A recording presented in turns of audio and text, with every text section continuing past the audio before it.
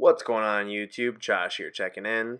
This is some lower body training footage. It's actually my first lower body session after taking off just over a week from squatting and deadlifting as a result of basically the doctor's orders because I got an injection into my hip for an MRI. That MRI showed that I have a tear in my sartorius muscle, so this is almost like a road to recovery video. It's only 285 pounds on the bar for 5 sets of 5.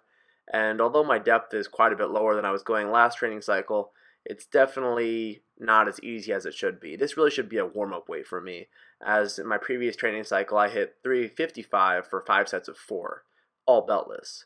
And I did more than that with a belt. So for beltless work, this is quite a bit off from where I was last training cycle. Basically, the explanation for losing all that strength has to do mostly with the fact that leading up to the powerlifting meet, I was doing a higher intensity, lower volume style of training, which is kind of typical for peaking for a powerlifting meet. And as a result of that, the training stimulus to maintain strength really isn't there. And to build strength, definitely not there. You know, when you're doing higher intensity work, it's really just kind of priming your nervous system. You're not really getting a chance to usually do enough volume to substantially, get stronger. So I had, a few weeks leading up to the powerlifting meet, I was doing lower volume, higher intensity. Then I took a deload prior to the powerlifting meet, so even lower training stimulus. Did the powerlifting meet, and then shortly thereafter got the MRI. Had to take about a week off. So it was almost, say, like 3 or so weeks of very low to no training stimulus for my lower body. And as a result of that, I ended up losing quite a bit of strength. So hopefully we'll be able to make a good recovery. This training cycle going forward, I will be increasing my frequency and volume on my squat.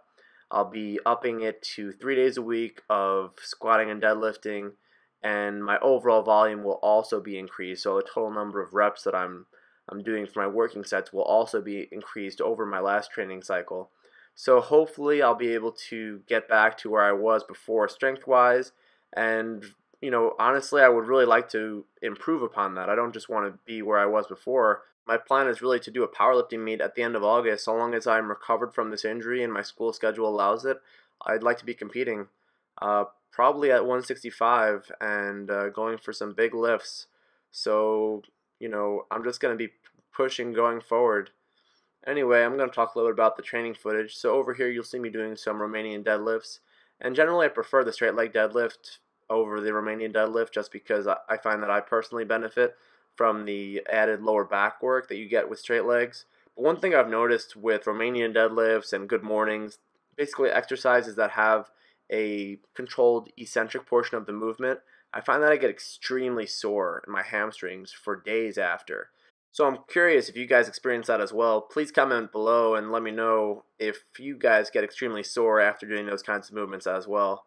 Anyway guys, I hope you enjoyed the video. Be sure to give it a like, and if you're not a subscriber already, hit that subscribe button. I will catch you guys in the next video.